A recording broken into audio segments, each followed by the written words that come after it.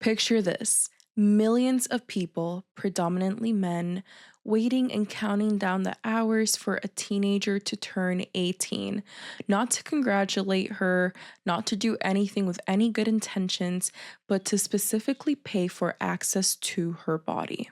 Danielle Bregoli made $1 million within 24 hours of opening her OnlyFans the day that she turned 18. That is at least thousands and thousands of people who were waiting, counting down the hours, looking at the clock for this minor to now magically turn it into adult overnight. And if that doesn't disturb you, it should.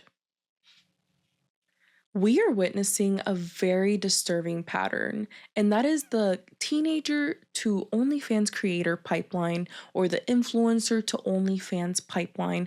But a lot of times, these girls, as soon as they turn 18, they go ahead and open an OnlyFans to thousands and thousands of creeps who have been waiting for them way before they even became adults.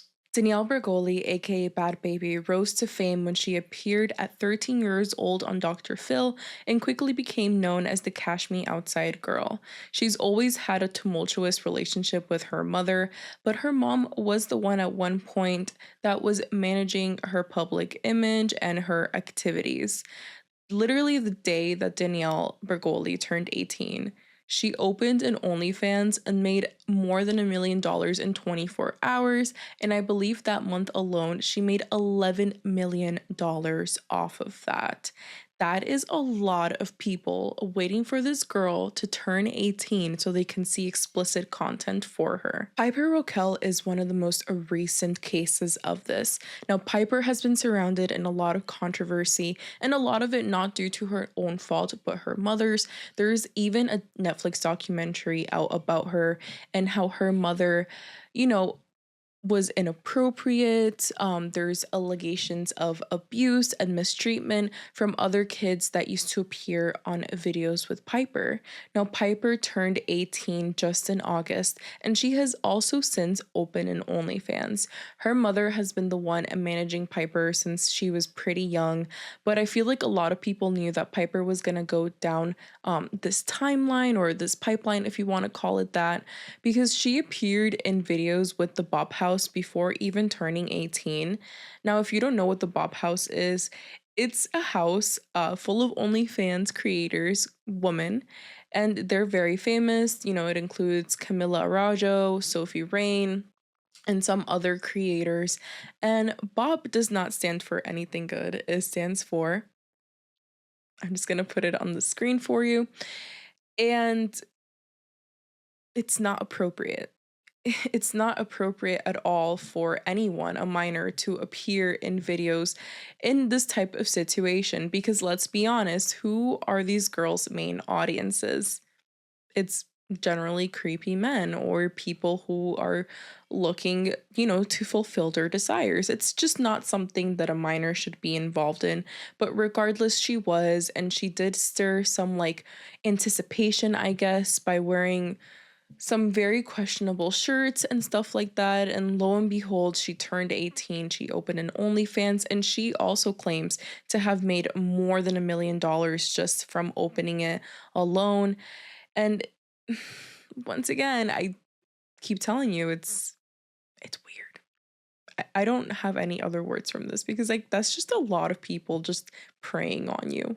The thing with Piper too, I feel like even aside from like the Bop House situation, I think her mother was kind of always pushing her in this direction in a sense. Because before opening her OnlyFans when she turned 18, when she was a minor, Piper participated in other companies that were similar to OnlyFans. They didn't necessarily allow, explicit content or anything like that, but you could subscribe and pay her a monthly fee or, money to see more exclusive pictures of her.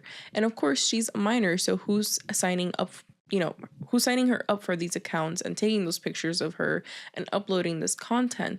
It's her mother. So I feel like with a lot of these girls too, they're often posting, pictures and some questionable clothing for their age, bikinis, doing more inappropriate dances. So it kind of gets like the audience and all the creepy people in their audience ready and amped up for like, okay, this is what she's gonna do once she turns 18.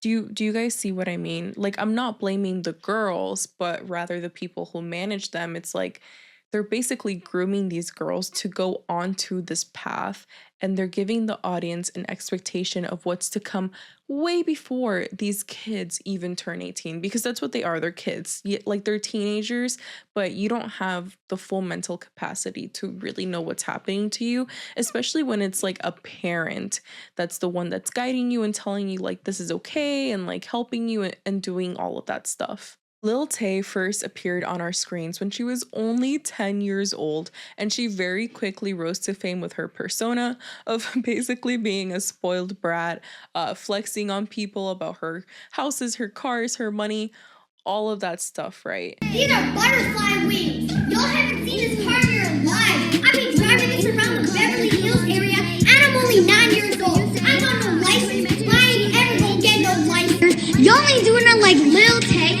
This is what all y'all fucking ears hate. But Lil Tay had some controversies that caused her to go off the internet for, I believe, more than 5 years, and honestly, good. Um, there's some controversies that her brother and her mom were the ones managing her account and forcing her to act like how she was on the screen, and her dad got involved, and I believe he ended up with custody of her, which is why she was off the internet for so long. But lo and behold, Lil Tay did come back to the internet. I believe she even released a song.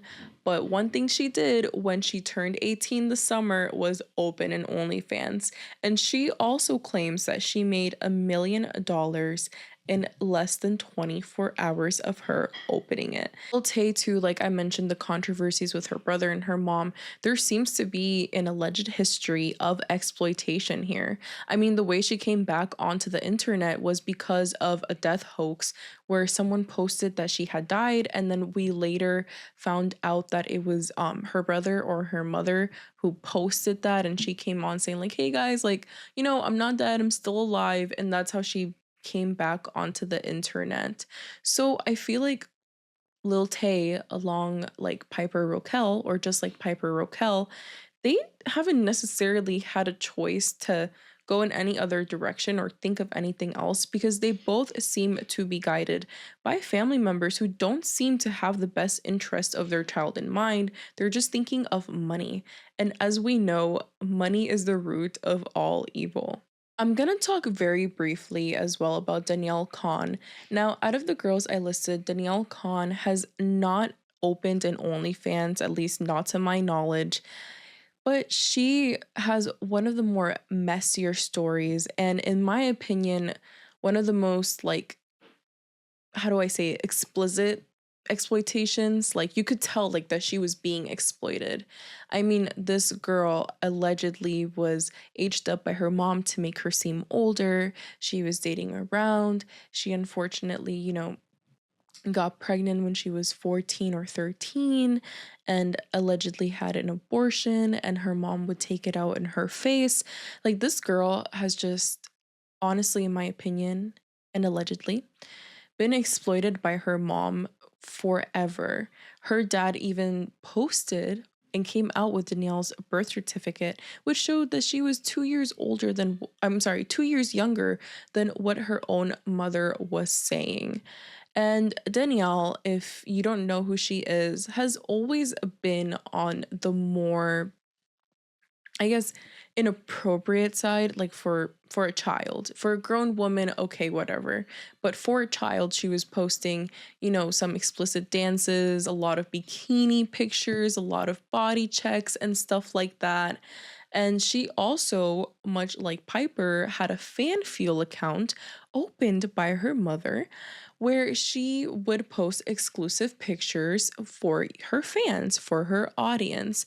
And there's even a clip, which I will include for you guys, where Danielle was taken to the beach by her mother, literally to just go and take pictures so she can upload to one of these sites. And she doesn't seem happy about it. You look so mad. I hate my life. Why?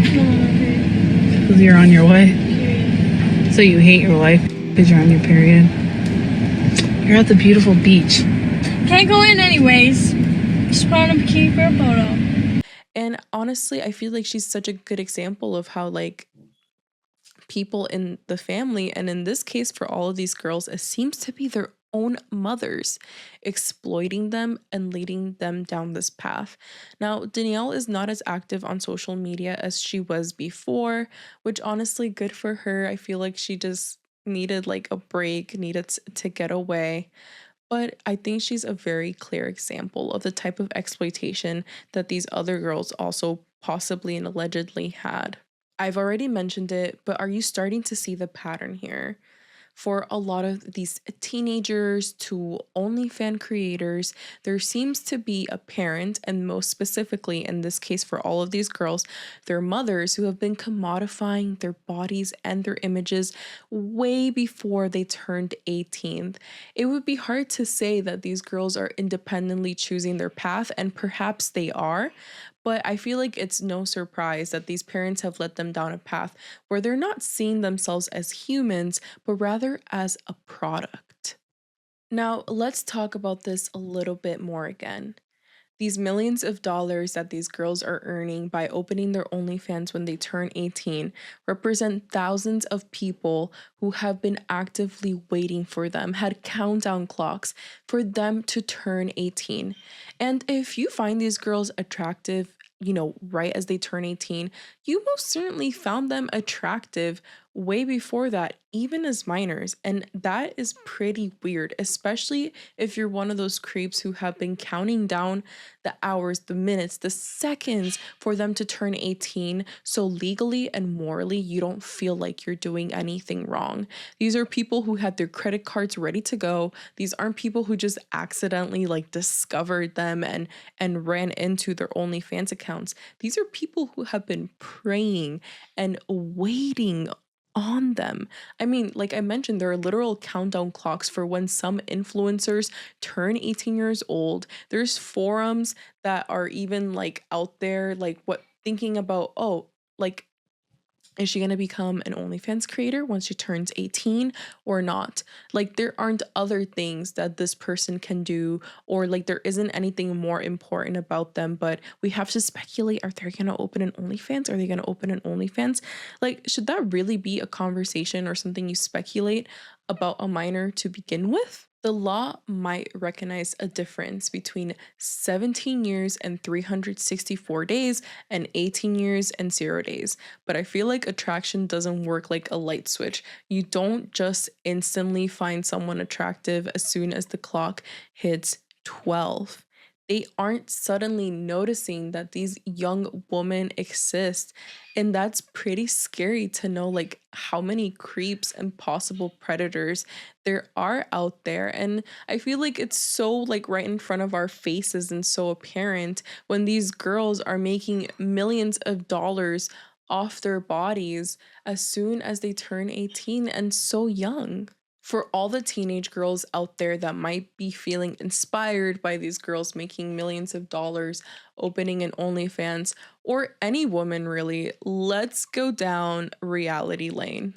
Yes, that is my favorite lane to drive to because even I have to remind myself to not be delusional. So let's take a quick little drive to reality lane and let's see how it actually is being an OnlyFans creator when you don't have thousands of people following you or waiting for you.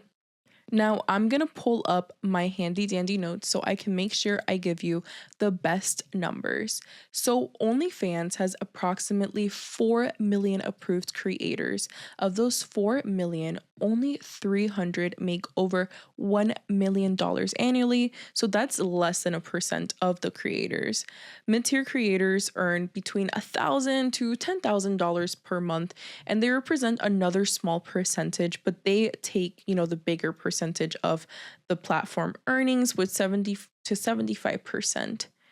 Now, the average creator, people that would be like you and me who don't have a following or perhaps don't have anything overly, special about us, they make $150 to $180 per month, which is roughly $2,000 per year. That's less than minimum wage in a lot of places. Like, you could earn more working at a Dunkin' Donuts or a McDonald's. I feel like for some of the mid-tier creators too, like 10,000 a month, like yeah, that is a lot of money and a lot of people might not ever get that. But you do have the possibility of, getting that type of money, getting a degree, and working a 9 to 5. Like I mentioned, you also have to keep in mind that these people making all of this money already likely had some sort of fame prior to opening an OnlyFans creators. Like we know a lot of these girls were already famous for other things. They already had a ton of followers. Even people like Camila Araujo, she appeared on a Mr. Beast video before opening OnlyFans and before becoming so social media famous. So she had that exposition from, working with Mr. Beast that not a lot of people would have. And I'm not saying that, hey, like, if you're a regular normal person, you can't make money off OnlyFans ever or become rich, but it's certainly not going to be as easy for you as it is for these people, and it also might just never happen. Beyond the poor financial prospects, right, of opening an OnlyFans, there are other things that I feel like an 18-year-old might not fully consider or be aware of when opening an OnlyFans. I mean, unfortunately, sex work is still very much viewed down upon by society. People don't really tend to see you very humanely for the most part if you are someone that's involved in that, which shouldn't be the case. It really shouldn't, because I feel like we're all deserving of basic respect and human empathy despite what our jobs are. But that's the reality. If you are employed, right, and you're making, let's say, $150 a month on OnlyFans as a side hustle, but you're working full time and you're making maybe a $40,000 a year salary. A lot of states have what's called at will employment, meaning that they can fire you at any time. And there's been a lot of documented instances where employers will find out that you have an OnlyFans and fire you. So you're losing your $40,000 salary to something that's only making you $150 a month. Now, I can't do math like that, but that's a huge hit for you. I already mentioned this, but social stigma. People don't always view you with respect if you are in sex work. And a lot of people, especially men, they may feel entitled to your body. They may feel entitled to you just because you do participate in this line of work, because they don't seem to understand boundaries, which obviously is not your fault, but it is a reality. And I know I keep mentioning Camila Araujo, but she has talked a lot about this. She mentioned when she had her OnlyFans and she worked, a corporate job, her boss came into her office because he found out that she had an OnlyFans, and he told her all of the things that he wanted to do to her. Do you think this guy would have had the balls to do that if he hadn't known that she did what she did? I mean, maybe, because he's clearly a creep and a freaking idiot. But he felt that just because she did this, likely he thought that she was going to receive it well and perhaps do something with him. There is also the safety concerns of people stalking you, people trying to dox you.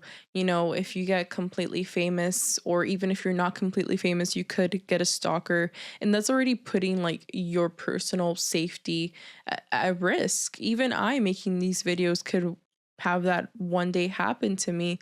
But like I said, a lot of people feel entitled to you as a person, especially when you are the product, unfortunately. They think that they just have access to you 24/7 and they can say whatever they like or do whatever they like, which is completely wrong, but it's another reality. And last but not least, I want to talk about digital permanence and mental health. Nothing ever leaves the internet. I think we've all noticed that by now. Whatever you post on the internet can never truly be deleted. There's always going to be someone out there that screenshots it. There's the Internet Archive, like the Wayback Machine, that can find stuff that was supposed to have disappeared years ago.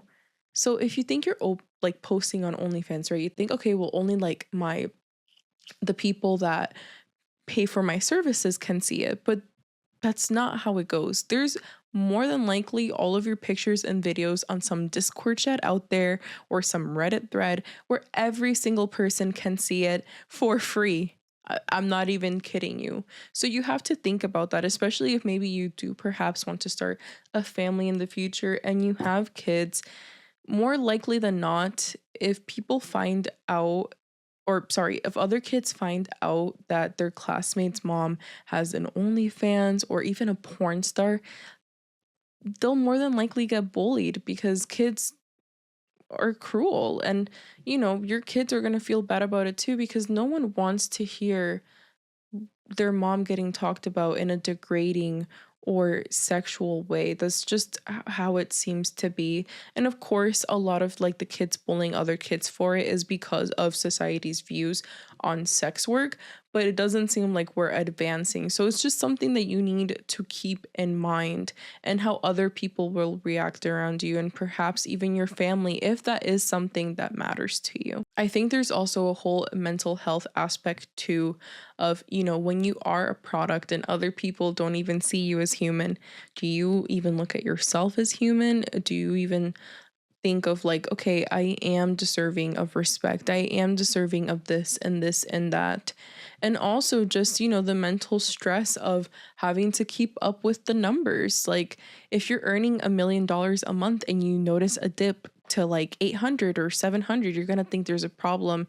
And there's always just going to be like bigger numbers too that you want to aspire for. I mean, look at Bonnie Blue. I think she literally got kicked out of OF because she was gonna do that whole 1,000 man challenge, and they kicked her out because they were like no, you can't do extreme challenges like that. But I try to think about what's going on through the brain of someone that does that and what their mental health must be like. Or if you quit after becoming famous, there are some testimonies of people who do regret doing it. Their mental health isn't the best. So it's all just things to keep in mind before you open one. Now, here's a topic where I, as a person and as a woman, struggle with this. And that is, at what age do we start to see women's decisions as adult decisions? Because I already feel like what women say and our opinions are already so belittled and diminished. And having our age be used on top of that to belittle or diminish those decisions can feel quite horrible. And I don't want to be someone that does that to another woman, because I know what it feels like to be like, oh, well, you're only 19 years old, or well, you're only 20 years old. You wouldn't really know about that. Your opinion isn't really valid. So, what age do we think that women deserve that full agency and, I guess, accountability for their decisions, for their thought patterns? Because that for me is always like a weird like slope of like, you're 18, you're so young, like do you really know what you're getting into? But at the same time, okay, well, you are an adult and you are allowed to make your choices and you are allowed to have your opinions. And I know a lot of people say that the human brain doesn't develop completely until 25, but I think I read that the study like had to be stopped due to funding, and that our brains may possibly just develop forever as we age. So does that mean that if you're under 25, your opinions, your life experiences don't matter because your brain hasn't fully developed? And I think it's also worth mentioning that there are 50-year-olds who are less mature than even a teenager, to be honest. So it's just always a hard topic of like telling another woman like, hey, I don't think you're making an adequate decision or a well-informed decision, and including their age in it, because I don't want to make them feel like their decisions and their opinions and their thoughts don't matter. But at the same time, I want to protect women, or at least help them have a fully informed opinion, which is something I personally at least would have appreciated when I was younger. And I mean, I'm still young, so obviously I appreciate opinions and education even now as I evolve as a person, but I just don't ever want to be someone that doubts and questions another woman's agency a lot. But like I mentioned, I also just want the best for women and to protect them. I don't have anything against sex work when it's done by adults who are fully informed, have other, alternatives, and truly know what they are getting into when they sign up for this. But I feel like with this whole like teenagers to OnlyFans creator pipeline, it isn't necessarily that. I feel like there's not a lot of things that are being spoken of, which is like a lot of these girls have been commodified and viewed as products way before they even turn into adults. And of course, the other little girls who might be seeing it don't have a full picture or idea of what's truly happening behind the scenes, the consequences, the implications of it, and all of that. I think my biggest thing for anyone is to really inform yourself when you make a decision in life. You're always going to make mistakes in life. There might be decisions where you're really well informed and things still don't come out okay. And that's life, but at least I feel like if you're well informed, then you're less likely to regret that decision, or the decision might go better overall. But I think as teenagers, I just don't think that you're very fully informed of the consequences of what you're about to do. And there's just also that question of like, you know, do you want to be seen as a product? Because the truth is, if people are paying not to see you and what's in your head, but your body, you are the product. It's the same thing how us women, we get into the club for free and men have to pay. Why are they going in to pay? It's to see women, to be with women, and essentially even then we become products. Now, I'm not shaming any woman or anything like that, but it's just something to think about and something to think like, hey, is that something that I'm willing to go through? I would love to hear your opinions on this, whether they be the same as mine or completely different, but I like to hear what you think. And until next time, I hope you have something super yummy to eat. Eat it in my favor. Take care of yourself and have a wonderful day, night, evening, morning, whatever time zone you may be in. Bye.